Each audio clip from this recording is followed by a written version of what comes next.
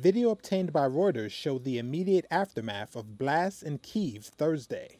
Smoke and fire could be seen from the wreckage, debris on the street.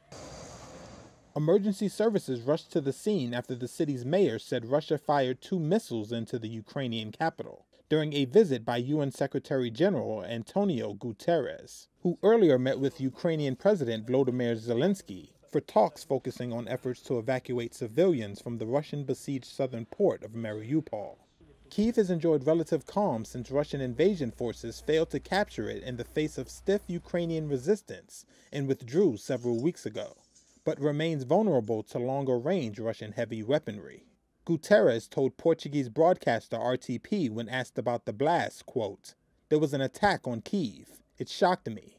Not because I'm here, but because Kyiv is a sacred city for Ukrainians and Russians alike." Zelensky's chief of staff said the blasts were proof that Ukraine needs a quick victory over Russia, because every day Ukraine pays a high price. Reuters could not independently verify the cause of the explosions. After being beaten back in efforts to capture Kyiv in the north, Russia has shifted strategy.